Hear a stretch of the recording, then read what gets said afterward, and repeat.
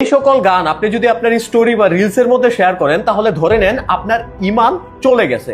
Hollywood, Bollywood এবং mainstream media এমন একটা কোড থেকে পরিচালিত হয় যেখান থেকে আমাদের ঈমান খুব ইজিলি চলে যায়।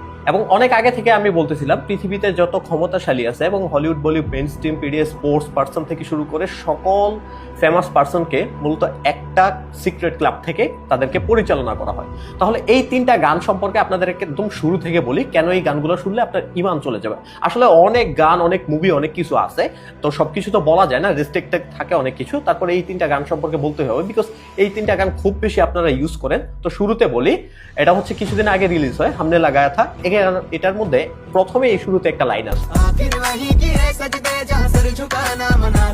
এখানে একটা লাইন আছে যে লাইনটাতে বলা হয় আখের ওহি কিয়া সাজদা যাহা সার ঝুকানা মানা থা। আমি ওই জায়গাটাতে সেজদা করছি সর্বশেষে যেখানে আমাকে মাথা নিচু করতেই নিষেধ করা হয়েছে। পুরি জিন্দেগি বিথা দি যাহা এক পল বিতানা মানা থা, মানে আমি আমার পুরো লাইফকে এমন ভাবে কাটাই দিছি যেই জায়গায় আমাকে এক সেকেন্ড কাটানো নিষেধ ছিল, মানে যেইভাবে উস গলি মে রেতে তে হাম যাহা জানা মানা থা, মানে আপনি ওই গলিতেই থাকতেন যেইগুলিতে আপনার যাওয়াই নিষেধ ছিল। মূলত এখানে যে প্রথম লাইনটা আছে যে আল্লাহ তাআলা আপনাকে যেই জায়গায় সেজদা করতে নিষেধ করছে সেই জায়গায় আপনি সেজদা করতেছেন, এন্ড হচ্ছে যে জায়গায় আপনাকে যেতে নিষেধ করছে সেই জায়গায় যাইতেছেন, ওই যে জায়গাতে থাকতে নিষেধ করতেছে সেই জায়গাতে থাকতেছেন। এরপরে আরেকটা গান আছে কিছুদিন আগে খুব বেশি ভাইরাল হয়, আর যারা জিম টিম করেন তারা এই গানটা খুব বেশি ইউজ করেন। এন্ড একটা ছেলে আছে ফিটনেস ইনফ্লুয়েন্সার, সে খুব বেশি এই গানটা ইউজ করে। তো আমি একবার এই গানটা ইউজ করার পর একজন ভাই আমাকে একজন হাফেজ, উনি আমাকে ডিটেলস সহকারে পাঠাইছিল যে কেন এই গানগুলো ব্যবহার করা যাবে। তো এই গানটা হচ্ছে মি অ্যান্ড দ্য ডেভিল।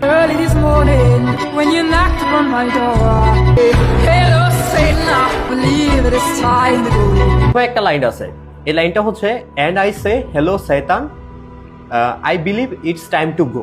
আমি বললাম হ্যালো শয়তান, মনে হয় এখনই যাওয়ার সময় হয়েছে। Me and the devil walking side by side, আমি এবং শয়তান পাশাপাশি হেঁটে যাচ্ছি।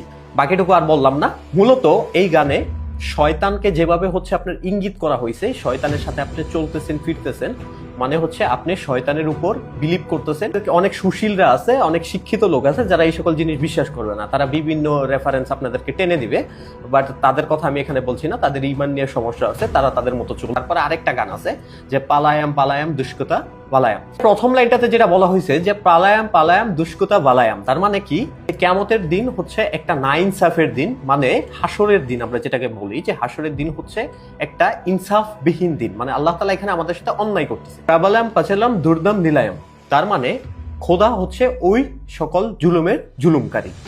তার মানে এখানে বলা হচ্ছে যে সৃষ্টিকর্তা হচ্ছে জুলুমকারী এবং কিয়ামতের দিন হচ্ছে একটা নাইনসাফের দিন।